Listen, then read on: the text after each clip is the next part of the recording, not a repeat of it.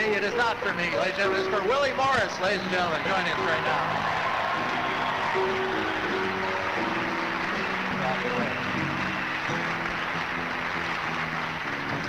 Willie Morris. I was going to introduce you and everything, Willie, and you just kind of upstaged me there. Michael, welcome to the great and sovereign state of Mississippi.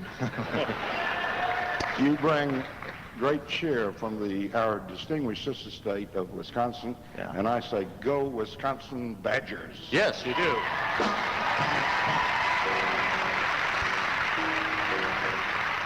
Or, as we like to call it up there, Old Wiss.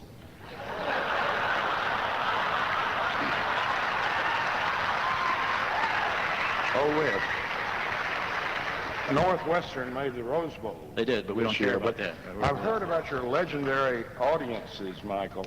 Yeah. I look around this big auditorium in Jackson, Mississippi, totally packed, and it looks to me as if you have the most distinguished assemblage of people to gather under one roof since Elvis dined alone on catfish. Southern catfish.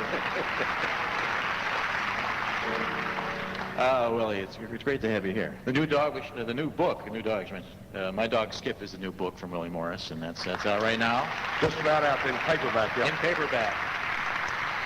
And Michael, before we begin, I've always loved live radio, and can I give you, I was a disc jockey at the age of 16 in Yazoo City, Mississippi. Is that right? Okay. And here are our call letters. Yeah. This is radio station WAZF. 1230 on your dial in downtown Yazoo City, Mississippi, gateway to the Delta, with studios high atop the Taylor Roberts feed and seed store.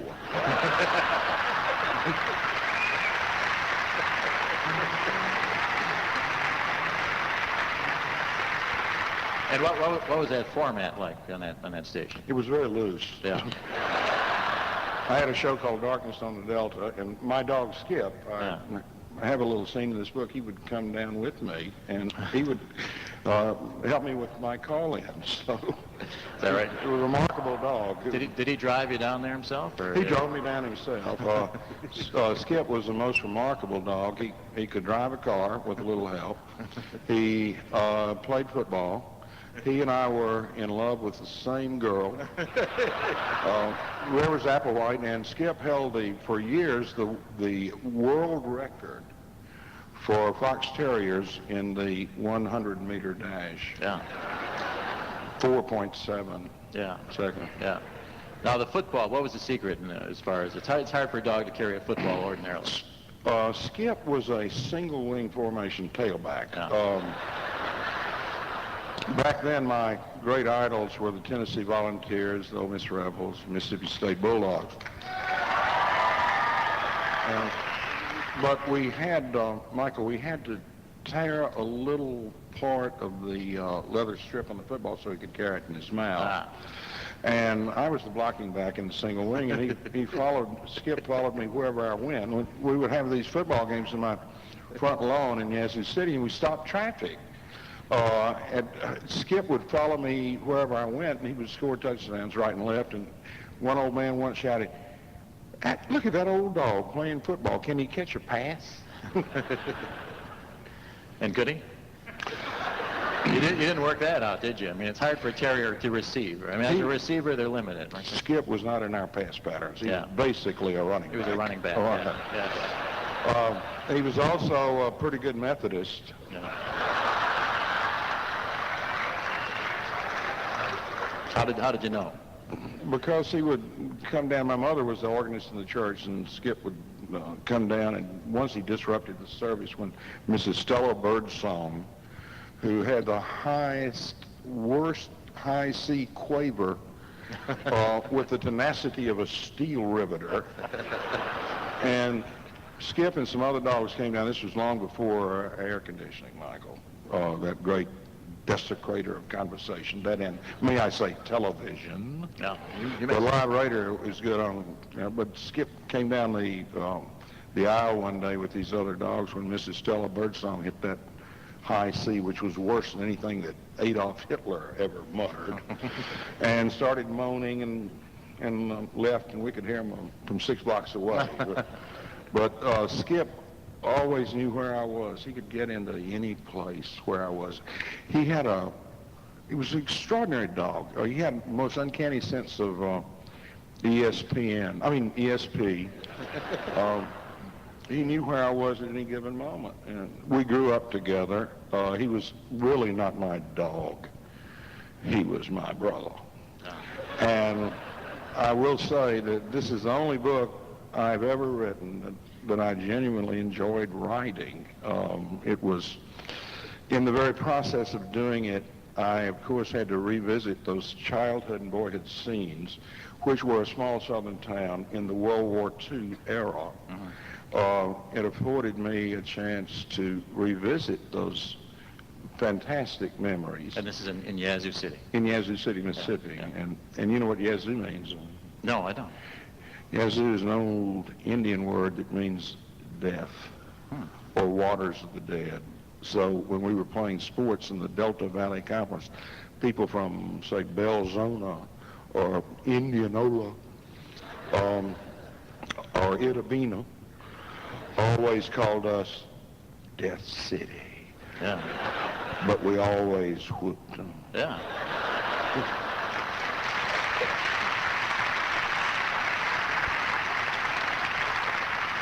But see, that's the kind of reputation you want for a team, right? I mean, you don't want to be known as the Fighting Okra necessarily. That doesn't inspire fear. Well, not even the Thundering Herd, or Thundering Herd. Maybe the Badgers. Yeah.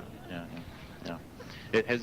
So you go back to Yazoo City to this day? Yeah, I do, Michael. Relatives up there? Or? I live in right here in the capital city, Jackson, with my lovely wife Joanne, who's the executive editor of the University Press of Mississippi, which, in my opinion, per capita, the University Press of Mississippi may be the finest university press in America. And Joanne's from downtown Indianola. Yeah.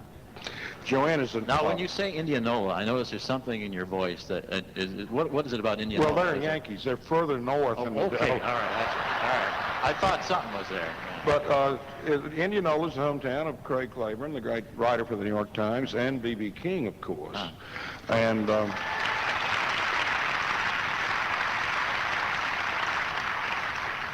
my wife, Joanne, entered the University of Mississippi with James Meredith in 1962, which I always call the last battle of the Civil War. Yeah. And my wife, Joanne, is a Chi Omega intellectual. Now, that is not an oxymoron. Oh, what about them Fighting Okra, though, huh? Are you familiar with the Fighting Okra? You're a big sports fan, aren't you, in general? Yeah, what is the nickname of Marshall University? Don't know. The Thundering Herd. Is it? Mm-hmm. Yeah.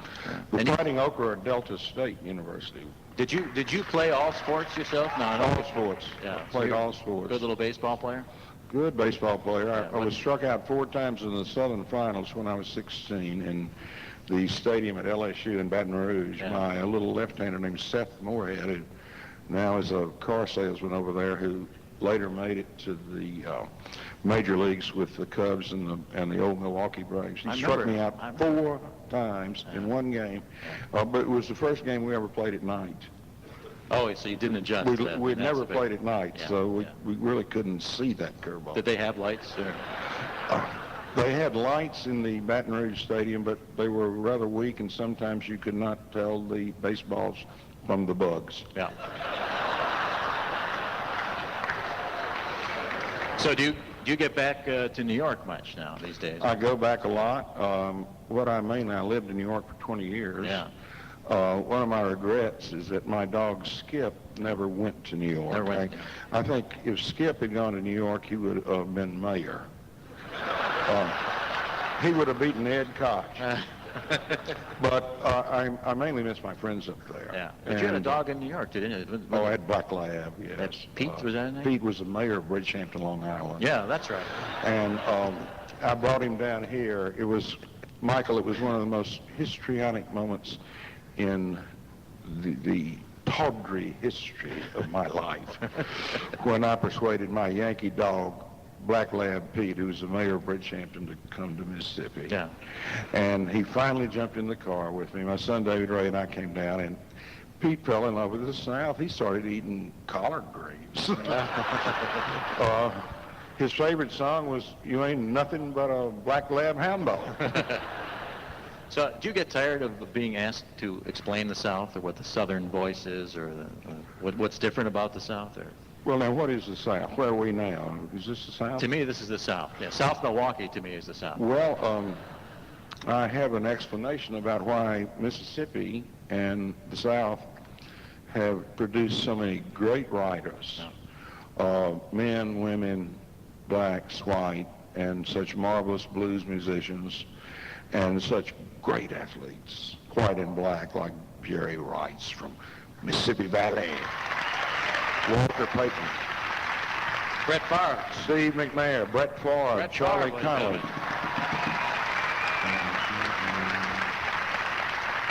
I have been asked all over America, Michael, why Mississippi is so distinctive. You know, we have our failings, but we're coming along good. But why Mississippi is so artistic and athletic, and I always say there's something in the quality of two things: memory and the sour mash bourbon.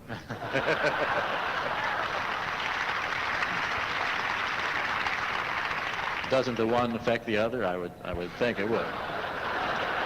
They're all intermeshed. Yeah, I would say it's almost Old Testament in their intermeshing. Yeah. I don't know what that means, but I don't either, but it sounds good. Sounds good. That's the main thing. Yes. But people do. I mean, people talk here. Do they still talk, or is that, I mean, people sit around? This may be the only state in the Union remaining where people finish other people's sentences. I first met Eudora Welty, who's one of my heroines, at the age of 8 in the Jitney Jungle in Jackson, Mississippi. She was a friend of my great aunt, Maggie Harper, who never married because she was born during the Civil War period and there were no men to marry. They had been all knocked off by guys from Wisconsin. We are still in the Ukraine, so don't look at me. Ukraine, okay. That's good lineage, anyway. Southern Ukraine. But anyway, and Maggie introduced me to Eudora Welty in the Jitney Jungle when I was 8 years old. I was doing World War II, and Jackson, Mississippi was marvelous. It was a big army base in the Dutch. And Maggie introduced me to Eudora Welty, and I shook her hand. Eudora later said I had on a sailor's cap and I was barefooted. But my great aunt Maggie was about 85 at the time in an old flowing black dress. We were leaving, and Aunt Maggie whispered in my ear, said, "Eudora Welty, she writes them stories her own self."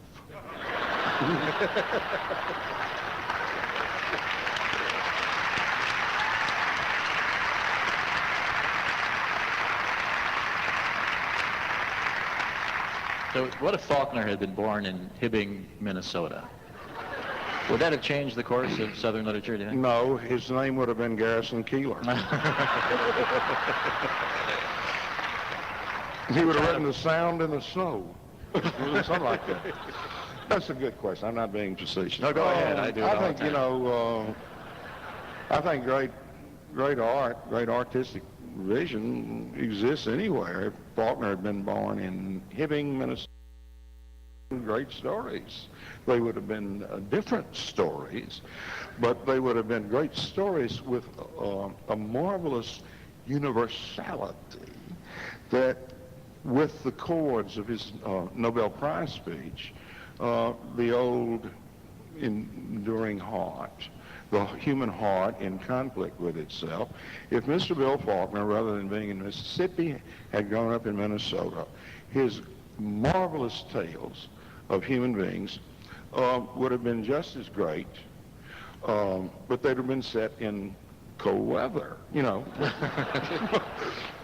You wouldn't have had any mosquitoes to speak of. But would the characters have been there? They would have been there. There would have been different characters. But there is a universality, I think, to the human genius of a William Faulkner or Eudora Welty or any of our number of our great writers, Ellen Douglas, right on down the list, Richard Wright. His characters would have been different characters. but they would, at the same time, have meant a great deal to people in Mississippi as his characters mean to people now in Minnesota. Mm-hmm. It's a matter of feeling and degree, I think. Yeah. And does that still exist in the South? I mean, all right, now that matter of feeling is kind of a Southern trait, the matter of being talkative, the matter of taking literature seriously and reading it for the insights it brings.